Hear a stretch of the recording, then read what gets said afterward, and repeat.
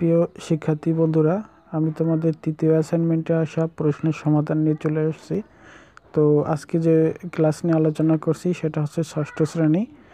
তো ষষ্ঠ শ্রেণীর ইংরেজি অ্যাসাইনমেন্টের প্রথমে যা আসছে সেটা হচ্ছে লিসন 7 থেকে হোল্ডিং হ্যান্ডস। এখানে প্রশ্নে চাওয়া হয়েছে justify the title of the poem holding hand, right at least 5 sentence. তো হোল্ডিং হ্যান্ড কবিতাটাকে জাস্টিফাই করে সেখানে কমপক্ষে 5টি সেন্টেন্স তোমাকে নিজের মতো করে লিখতে বলছে। পরবর্তী লিসন 8 গ্রোসারি শপিং। এখানে অ্যাসাইনমেন্টে যেটা চাওয়া হয়েছে সেটা হচ্ছে have you ever visit any grocery shop. তুমি কি কোনো গ্রোসারি শপে কখনো ভ্রমণ করেছো? Why did you go there, তুমি সেখানে কেন গিয়েছিলে? অ্যান্ড হু উইথ ইউ, তোমার সাথে আর কে ছিল? What did you see there, তুমি সেখানে কি কি দেখলে?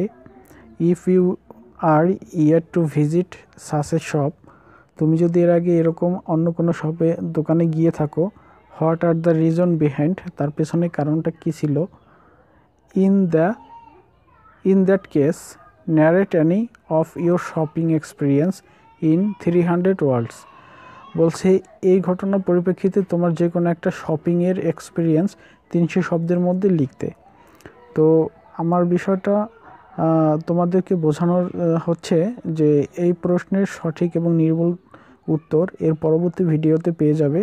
তো কাইন্ডলি তোমরা আমার চ্যানেলটিকে সাবস্ক্রাইব করে রাখো। আমি কিছুক্ষণ বাদেই তোমাদের প্রশ্নের উত্তর করে দেব। ষষ্ঠ শ্রেণীর গণিত প্রশ্ন যা চাওয়া হয়েছে সেটা হচ্ছে 12, 15, 20, 35 এই 4টি সংখ্যা থেকে লসাগু নির্ণয় করতে বলা হয়েছে। দ্বিতীয় নম্বর প্রশ্ন হচ্ছে 5 অঙ্কের কোনো ক্ষুদ্রতম সংখ্যা উপরের সংখ্যাগুলো দিয়ে নিঃশেষ বিভাজ্য। তৃতীয় নম্বর প্রশ্ন 4 অঙ্কের কোনো বৃহত্তম সংখ্যাকে উপরের সংখ্যাগুলো দিয়ে ভাগ করলে প্রত্যেকবার ভাগশেষ 10 হবে।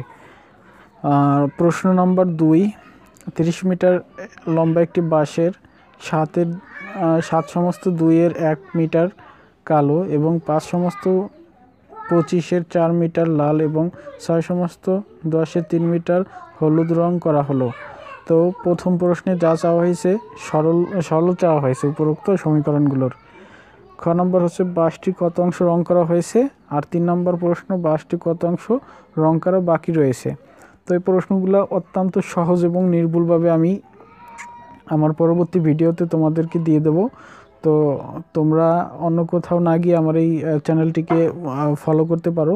এখানে 100% নির্ভুল তথ্য এবং সমাধান পাবে যা তোমার প্রত্যাশিত রেজাল্টকে সমৃদ্ধ করবে এবং তুমি 100% আমার উপর ভরসা করতে পারো ইনশাল্লাহ। তো পরবর্তী প্রশ্নে চলে যাচ্ছে। 3 নম্বর প্রশ্নে আসছে দুটি কম্পিউটারের দামের অনুপাত 3:2। প্রথমটির দাম 55,000 টাকা হলে উদ্দীপকের অনুপাতটি বাস্তব অনুপাতে রূপান্তর করতে বলা হয়েছে। দ্বিতীয় কম্পিউটারের দাম কত? দ্বিতীয় কম্পিউটারের দাম 2,000 টাকা বেশি হলে কম্পিউটার দুইটির দামের অনুপাত কত?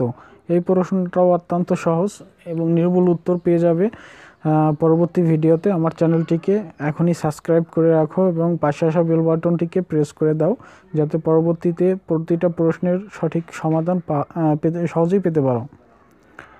তো আমরা চলে যাচ্ছি পরবর্তী সাবজেক্টে।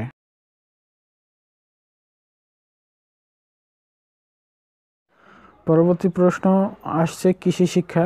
এখানে সংক্ষিপ্ত প্রশ্নের উত্তর চাওয়া হয়েছে। প্রথম প্রশ্ন হচ্ছে কৃষি বিষয়ক তথ্য পেতে কোনো উৎসের কোনো বিকল্প নেই এবং কেন? দ্বিতীয় প্রশ্ন হচ্ছে বনায়ন কাকে বলে? নিচের ছকে 5টি মাঠ ফসল ও উদ্যান ফসলের নাম লিখো। সুন্দর একটা প্রশ্ন। এখানে উদ্যান ফসলের 5টা নাম লিখতে হবে, মাঠ ফসলের 5টা নাম লিখতে হবে। প্রশ্নটা অত্যন্ত সহজ এবং পরবর্তী প্রশ্ন আসছে।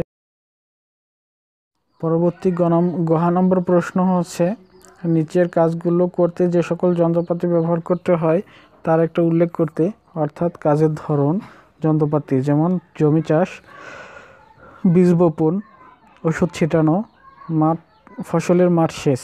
এই কাজগুলো করার জন্য যে সমস্ত যন্ত্রপাতি তোমাদের প্রয়োজন হবে বা তোমরা প্রয়োজন হবে বলে মনে করো সেই সমস্ত প্রশ্নের সেই সমস্ত উপকরণগুলোর নাম লিখতে হবে। তো প্রতিটা প্রশ্নের উত্তর পরবর্তী ভিডিওর মাধ্যমে তোমাদেরকে দিয়ে দেব। তো আমার চ্যানেলটিকে সাবস্ক্রাইব করে রাখো, আমি কিছুক্ষণের মধ্যেই তোমাদের প্রশ্নের উত্তর করে নিয়ে আসবো ইনশাল্লাহ।